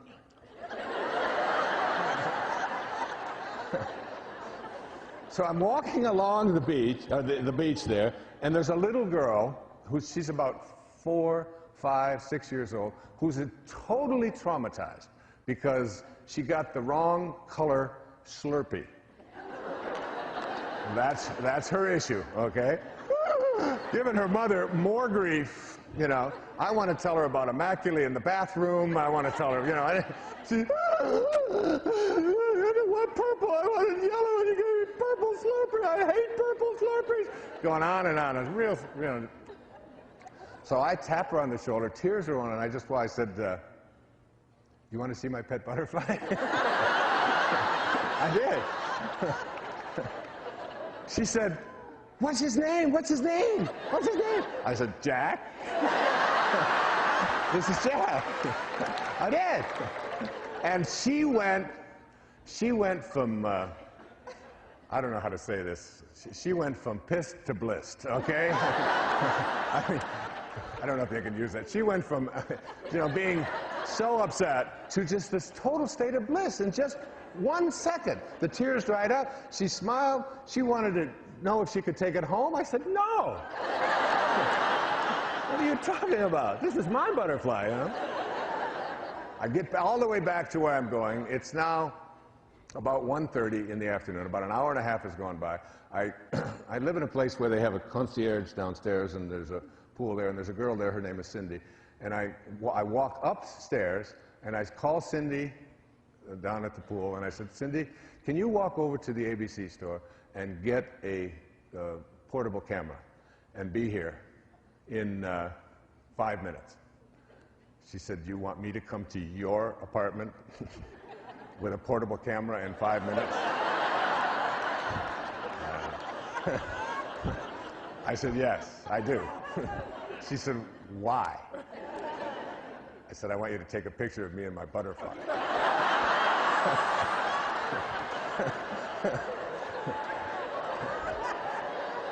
She said, what are you smoking? I said, no, it's true. I found a butterfly, and she does yoga, and she's like one of these people. She said, okay. I also said, there's $100 in it for you if you can get here in 5 minutes. She went up there, came back. She had got one of these little cameras. I went out, sat on the lanai with the manuscript, and I had 29 pictures she got of me with the butterfly. And I was posing with it. It was like, you know, over here. See my butterfly over here? See my butterfly over here? My butterfly. I was.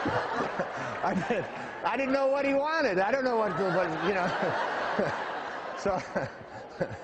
So she went.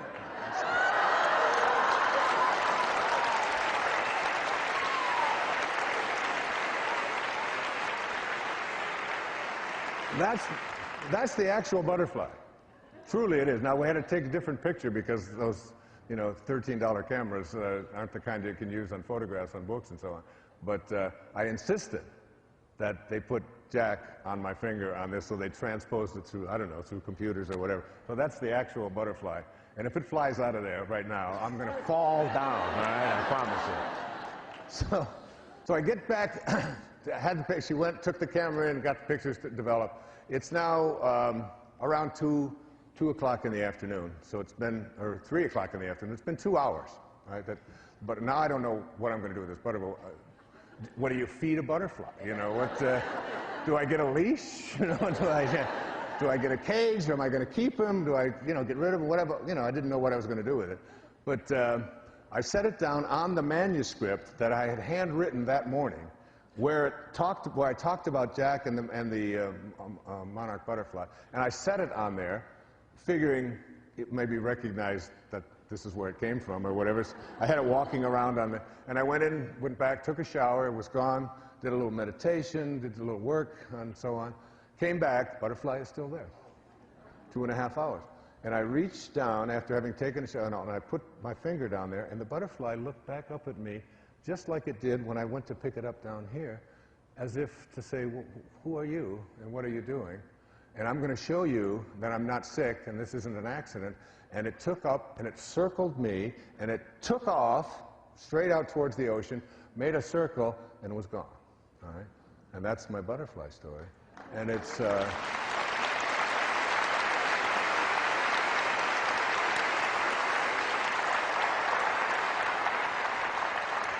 And what I'm suggesting to you is that you pay attention to the powerful things that show up in your life, and that these things that we call coincidences and so on are much, much more aligned with spirit than you may have ever thought them to be. There are no accidents in a universe which has an organizing intelligence that supports it and creates it.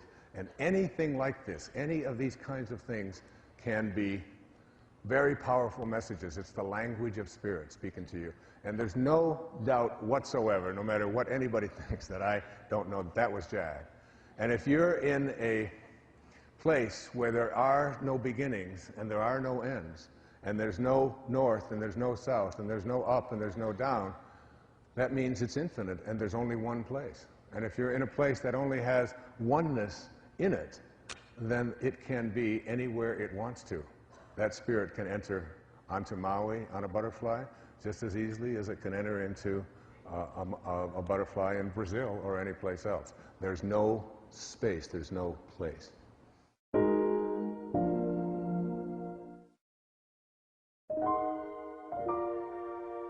After you discover yourself to be in a new and a great and a wonderful world, you'll start noticing these things. And then dormant forces, faculties and talents come alive. Dormant forces. Dormant forces are forces that you thought were inaccessible, that were dead, that were not available to you. These things that my teacher, Carl Jung, who I mentioned earlier, called synchronicities or serendipities, that you're having a thought, and because of the thought that you are having, it manifests right there for you. You start noticing it, and you don't doubt it. You become a being of sharing. You become someone who acts as God acts, which is someone who is constantly giving, who is forgiving. I received a letter in the mail that illustrates this phenomenon of dormant forces coming alive. The letter was from a woman who at that time was living in Topeka, Kansas.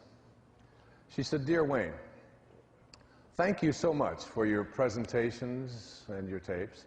You are frequently my traveling companion as I drive in my job. I just wanted to add my testimony to the power of meditation and intention. I was an on and off meditator, but realized how much more smoothly my days went when I was on it. I visited Kenya, Africa, in June of 2002, and met an 8-year-old orphan girl there. As I sat on the ground, she crawled into my lap, and a voice said, 'Take her home.' A dormant force. Take her home." She actually heard this voice. I physically turned around, but no one was there. Again, the voice said, "Take her home."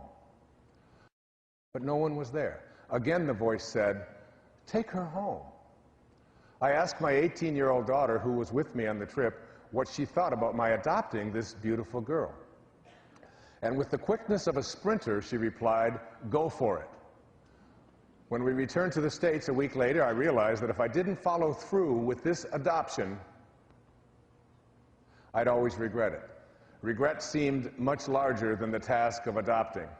I began doing the meditation each morning, and through a series of miracles, the child was able to come to this country accompanied by a newly made friend. I named her Nellie, and she has been a blessing to me and my other children. Nellie's adoption was part 2 of God's plan. Part 1 had unfolded a couple of years before, and I felt guided to sponsor a series of workshops for which I profited $10,000 with very little time or work. And guess what the final cost of adopting Nellie was? The first time I heard the voice, I chose to disregard it and/or think it through, making lists of pros and cons. But I couldn't rest until I proceeded with the workshops. That's how I explained to my family that I needed to proceed with adopting Nellie. Obedience had brought abundance into our lives, and now it was time to share that abundance. Nellie has brought the abundance of love and forgiveness into our home. She is truly a treasure. Thank you for sharing your gift of this wonderful meditation. It changed my life and the life of a little girl. What a beautiful letter. I invited Gail to come here, and Nellie, and I would like them to stand and be recognized right now. Gail and Nellie. Yeah.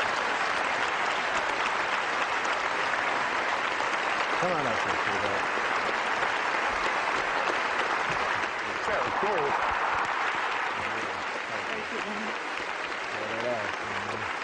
Thank you. That's so beautiful. Thank you.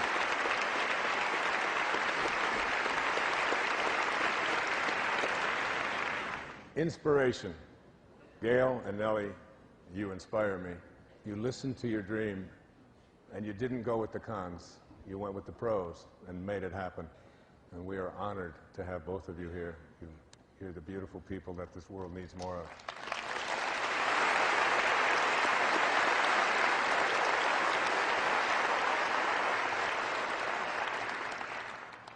One of the things I believe about nobility, about true nobility, is that true nobility is not about being better than anyone else.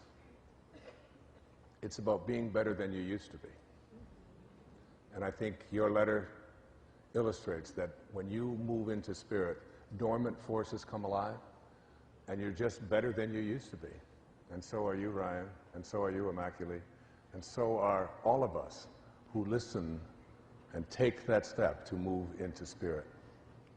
There's a man on this planet whom I've loved for many, many years. His name is Ram Dass. Many of you have heard of him.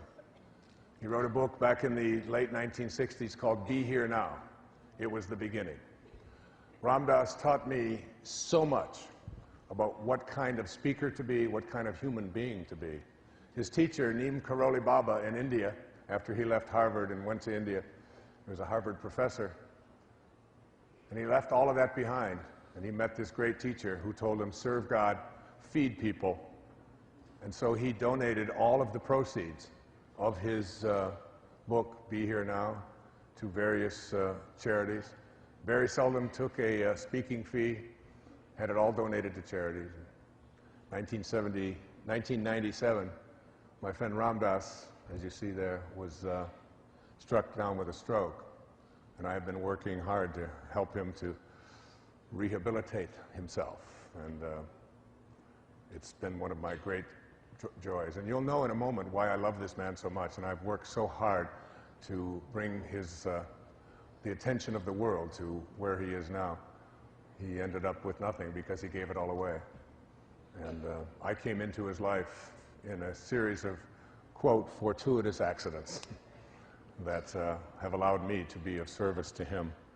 And a few years back, he had many devotees, many people who just respect him so immensely, and I'm one of them. I think of him as one of the greatest speakers I've ever heard. He always entered a room from the back. He was always open. He always had a great sense of humor, was able to poke fun at himself at any time, and just great stories of India and meditation and so on. Someone I love very much. And I want to show you what kind of a person he was, and I'm including this because it's about finding inspiration in anything. Like Immaculee's story tells about finding inspiration in the midst of a genocide. Most of us won't have to encounter such an undertaking in our lives. But there are still many horrors and many difficulties and many struggles that show up in our life. And when we're in spirit, we move away from a sense of feeling sorry for ourselves and instead look for what the lesson is. Steve and Anita had a daughter named Rachel. Rachel was brutally murdered, and her body was left. And they wrote to Ram Dass, who was their teacher, and they said, how can we, after losing our daughter, how can we find spirit? How can we be inspired? How can we find God in events such as this? And there are many of you watching who have encountered these kinds of acts and have also encountered accidents and things that just don't seem to make sense. People just taken away from us at what are seemingly the wrong times. And this is what Ram Dass wrote to Steve and Anita. One of the most beautiful letters I've ever read. He said, Dear Steve and Anita. Rachel finished her work on earth and left the stage in a manner that leaves those of us left behind with a cry of agony in our hearts as the fragile thread of our faith is dealt with so violently. Is anyone strong enough to stay conscious through such teachings as you are receiving? Probably very few. And even they would only have a whisper of equanimity and peace amidst the screaming trumpets of their rage, grief, horror, and desolation. I can't assuage your pain with any words, nor should I. For your pain is Rachel's legacy to you. Not that she or I would inflict such pain by choice, but there it is, and it must burn its purifying way to completion. For something in you dies when you bear the unbearable, and it is only in that dark night of the soul that you are prepared to see as God sees, and to love as God loves. Now is the time to let your grief find expression, no false strength. Now is the time to sit quietly and speak to Rachel, and thank her for being with you these few years, and encourage her to go on with whatever her work is, knowing that you will grow in compassion and wisdom from this experience. In my heart, I know that you and she will meet again and again, and recognize the many ways in which you have known each other. And when you meet, you will know in a flash what now it is not given to you to know, why this had to be the way it was. Our rational minds can never understand what has happened, but our hearts, if we keep them open to God, will find their own intuitive way. Rachel came through you to do her work on earth, which includes her manner of death. Now, her soul is free, and the love that you can share with her is invulnerable to the winds of changing time and space. In that deep love, include me.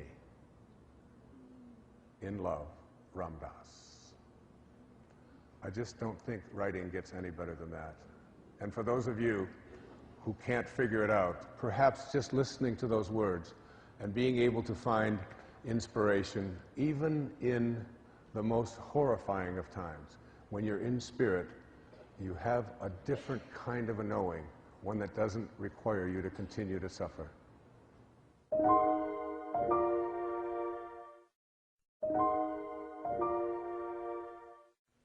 And finally, number 6, the rewards for being in spirit. You discover yourself to be a greater person by far than you ever dreamed that you could be. You practice radical humility.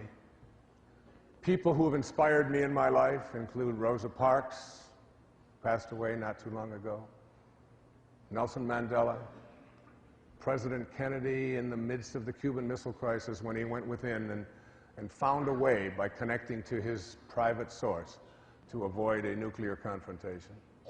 Martin Luther King Jr.'s teachings about the only way to convert an enemy to a friend is through love. There's no other way. But you know, I would be remiss in a program on inspiration if I didn't include the person, perhaps the one person, who has been my greatest source of inspiration. I was born in 1940, the youngest of 3. My father walked out. In fact, when my mother brought me home from the hospital, she told me that my father had moved in with another woman and left my oldest brother, who was 4, and my next oldest brother, Dave, Jim and Dave, who was 2, less than 2, in the care of a 4-year-old. He was someone who paid no support, who wandered, who was frequently with other women, and so on. He was an alcoholic, and visited a lot of difficulty. There was no time in those days for welfare and so on. There was a depression. My brother was anemic. My mother was working for a while as a candy girl, earning $17 a week, and she put my brother Dave and myself into a series of foster homes sponsored by the Methodist Church because there just simply was no other way. But her nightmare was very, very real. Her family had been split. But she held a vision of reuniting her family one day. She visited when it was possible, but we were 17 miles away in Mount Clemens, and it might as well have been 17,000 miles because she didn't drive, had no automobile or any way to get out there hardly. Did what she could, but she could get a ride. But in 1949, she married a man that she really wasn't in love with just because she wanted to reunite her boys and got us all back together. Married another alcoholic, abusive man. When he wasn't drinking, he was fine, but he never wasn't drinking. And I can remember my mom waking up every morning in those years, when I was 9 until I was about 17, getting up at 5 o'clock in the morning, taking 3 buses to work at Chrysler where she was a secretary, working all day, coming home, getting home at 5:45 off the bus at Peerless and Moross Road, and coming in and then making dinner for her 3 hungry boys, and doing this over and over and over again. Everyone in our neighborhood loved our home because my mom was this cool lady that just never was anything but positive and uplifting. None of us would ever have even for a moment disrespected her. She didn't demand our respect, but she certainly got it. She took incredible pride in herself, never would leave the home without her hair perfectly coiffed and in the right clothes and so on. Weekends for my mom in those days were spent down in the basement, washing clothes and ironing clothes. Her mornings were spent making lunches, working, working, working. And then her own mother became very sick, and I watched as my mother took care of her mother. She had 4 other siblings, but it was always her. Everything was on her. She brought her into her home, cooked for her, took care of her until she passed away. And then, wonder of wonders, my stepfather, whom she had finally divorced when I was 15,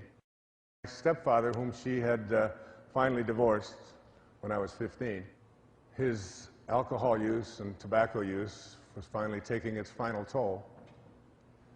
And I watched her as she went to the home of this man who had done nothing but abuse her in all the years he was with her. And she cooked for him, and she did his laundry for him, and she took care of him and provided for him. Today, she approaches 90. She still bowls twice a week. She drives herself, takes care of herself, doesn't complain. She lives and breathes love in every way. And in a book that I picked up by Michael Murphy called What I Meant to Say, what happened was they were leaving a Thanksgiving dinner, and Michael looked at his mom, and they were exchanging just sort of polite expressions. And it was just small talk. Yeah, Mom, thanks for Thanksgiving and so on. And he looked and he wrote this book, and he wrote these words. He said, what I meant to say was, how can I possibly say goodbye to the person who was the first to hold me, the first to feed me, and the first to make me feel loved? From a distance, I watch you move about, doing the mundane tasks that to everyone else seem so routine, but for me, the tasks you lovingly completed year after year built and reinforced the foundation, the structure that made my world a safe and comfortable place to grow. All that I am and all that I can be traced back to is you. Whatever accomplishments I have made along the way would not have occurred without first believing in myself. And you were the person who always believed in me. Now, with a family of my own, I am amazed at the number of times I hear your words flow from my mouth. This phenomenon was at first most irritating. But now it warms me as I've come to understand that there's a part of you that will live on in me forever. When time parts us, I pray that you will reach across from the other side to again touch my face and whisper in my ear, for your warm and gentle presence in my life. For this, I will always be most thankful. Yes, Mother. You inspire me. My mom.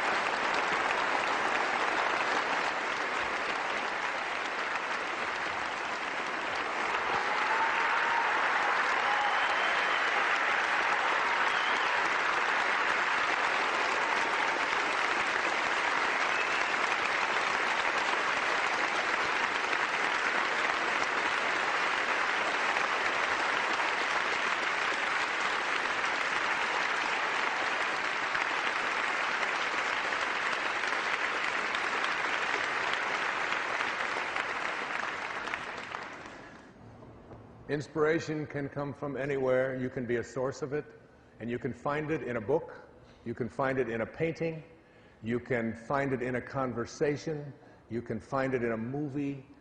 I can't tell you how many of those kinds of things have been sources of inspiration to me. There was a great composer, his name is Don McLean, and he wrote some great music. Bye, bye, Miss American Pie. Drove my Chevy to the levee, but the levee was dry. You know that. And he also wrote another song that he wrote after he read the story of a man who was a great artist. His name was Vincent van Gogh. And on the 30th of March in 1852, Anne Cornelia van Gogh gave birth to a brand new little boy named Vincent Wilhelm van Gogh, and he was stillborn. And she buried him the next day. 1 year to the day later, on March the 30th, 1853, Anne Cornelia van Gogh gave birth to a second little boy named Vincent Wilhelm van Gogh, who became one of the great artists. Never sold a painting in his lifetime, but today his paintings sell in the millions and millions of dollars. He was a troubled young man. He believed that he was a replacement child, some say. Some say that he was the same child who came back the second time. But he went through a troubled life. He struggled for his sanity. He struggled for it. And he did some beautiful paintings, some of the most beautiful ever done, of ragged people. And Don McLean read a book about Van Gogh and was so inspired just by the reading of that book that he wrote a song that he called Vincent. On the 27th of July, in 1890, at the age of 37, after having painted some of his most beautiful paintings, one of which was called Starry Night, Vincent van Gogh walked out to his artistic writing place with his brushes in one hand and a revolver in the other. And he placed it to his heart, and he shot himself in the heart.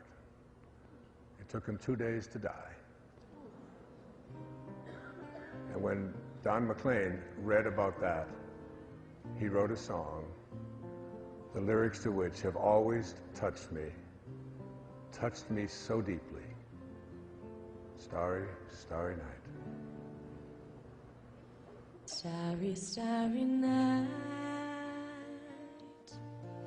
Paint your palette blue and gray. Look out on a summer's day with eyes that know the darkness in my soul. Shadows on the hills. Sketch the trees and the daffodils. Catch the breeze and the winter chills.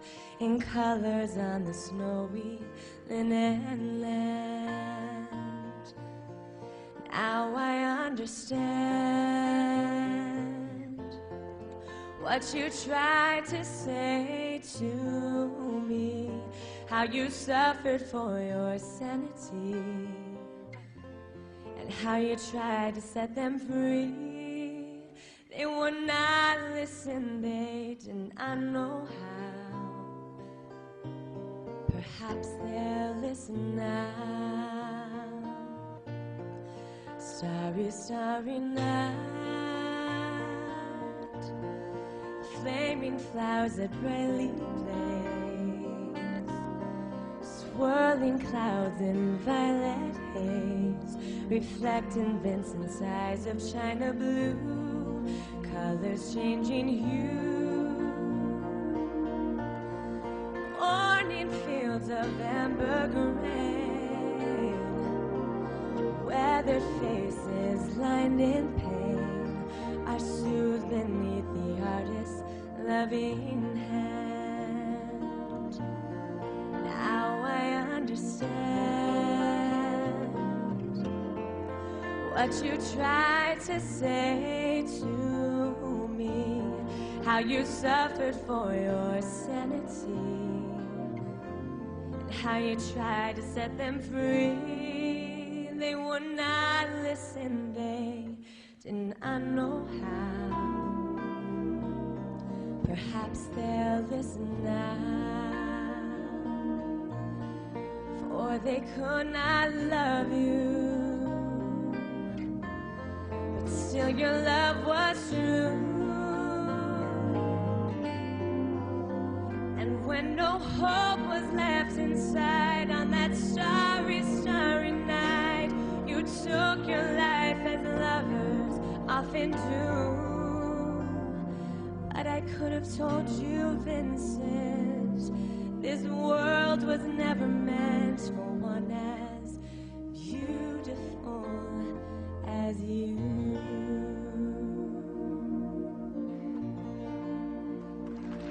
Thank you.